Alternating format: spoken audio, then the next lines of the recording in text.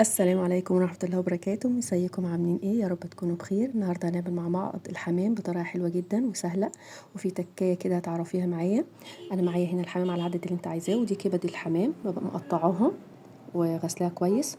ببدأ احمرها في معلقة سمنة او زبدة لغاية ما تاخد معايا لون كويس، وبنزل عليها بالبهارات: فلفل اسود وكزبرة وملح وبهارات فراخ.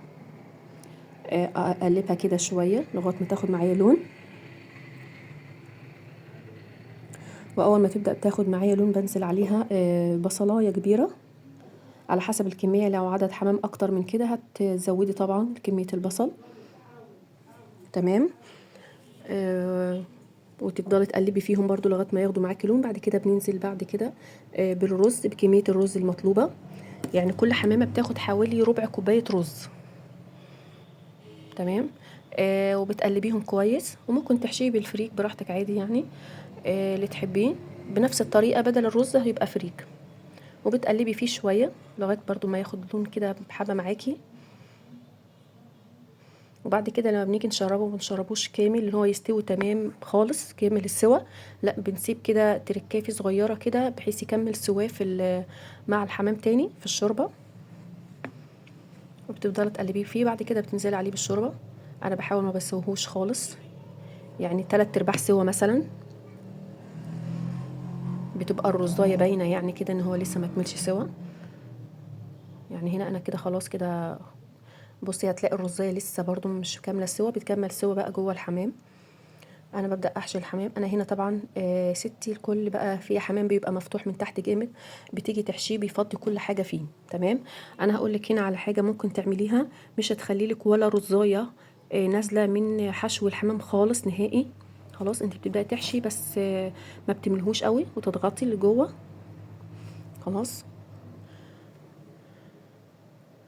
انا هنا مقطعه بصل حاول زي شرايح كده. خلاص. وباجي من تحت كده لما يكون بتاع الحمام فتحولك جامد وانت مش عارفه تعملي ايه، فبتجيبي بصلايه مقطعاها شرايح وبتاخدي شريحه منها كده وتحطيها بالمنظر ده. تمام. وهي مش هتعمل حاجه، يعني هتبقى طعمها حلو في السلق، وتحمريها مش هتنزل حاجه منها. خلاص. وعايزه تشيليها بعد السلق ومش حباها، خلاص مفيش مشكله، شيليها وكملي تحمير. بس اهم حاجه وانت بتسلقيها هتحطيها، مش هتخلي لك ولا رزايه نازله من الحمامه في السلق خالص، وهتبقى الشوربه بتاعتك رايقه وحلوه، ومش هتخافي ان الحشو ينزل منها. طريقه حلوه خالص بجد، جربيها مش هتخسري حاجه، خاصه لو الحمامه مفتوحه جامد كده. فبجيب شريحه تاني برضو زي كده وبحطها. وبعد كده بدخل الرجول بعد كده رجل الحمامه بعد ما بخلص خالص. يعني انا هوريها لك بعد السلق برضو ان هي ما وقعتش خالص، لا بالعكس مش منزله حاجه خالص معايا. انا هنا كنت خلصتهم. تبدأي برضو تدخلي رجولها كده. وريت لما تيجي تجيبي حمام تخلي يعني الحمامه مش مقطوع رجليها خالص للاخر، عشان الرجل تبقى طويله واعرف ادخلها.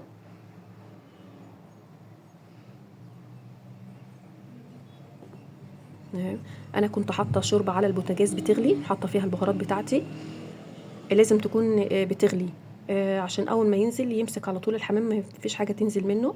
وبعد كده بحطهم في الشوربه، واول ما يبداوا يستووا بتعرفيها من زور الحمامه كده، تمسكيه لما تلاقيه اتكسر معاكي يبقى هي كده خلاص استوت. بصي يعني ولا رزايه نازله، وزي ما انا دخلتها زي ما طلعتها بجد الشوربه رايقه ما فيهاش اي حاجه خالص نازله من الحشو. وبتبداي تحمريها، عايزه تشيليها قبل التحمير شيليها عادي مفيش مشكله، عايزه تسيبيها هي مش هتعمل لها حاجه بجد، هيبقى طعمها حلو. انا هنا معايا معلقه صلصه وفلفل اسود وذره ملح وسكر وبابريكا، وبدهن بيهم على الوش. ممكن تدخليهم الفرن بعد ما تدهنيهم ممكن تحمريهم في سمنه على الجريلا براحتك عادي. انا هحمرهم على الجريلا على البوتاجاز عادي من فوق. بتبقى طريه حلوه عن ما انا بدخلها الفرن. بس براحتك عادي مفيش مشكله، لو انت مش عايزه اي ماده دهنيه يعني انت تحمري فيها ممكن تدخليهم الفرن على طول على الشوايه، يعني دخليهم الفرن على الشوايه. انا هنا حطاهم هنا على الجريلا بمعلقه سمنه او زبده عادي. بجد اللون هنا بياخد معاكي بسرعه، يعني الدهنه دي بتخليها تاخد معاكي لون بسرعه وما بتنشفش، بتطلع لك الحمامه محمره كويس متحمره كويس وطعمها حلو، وفي نفس الوقت طريه مش ناشفه. ويا رب الفيديو يعجبكم ان شاء الله باذن الله تستفادوا. وبألف هنا وشفا يا رب. ويا ريت اللي ما اشتركش في القناه يشترك عشان يوصل له كل جديد. السلام عليكم ورحمه الله وبركاته.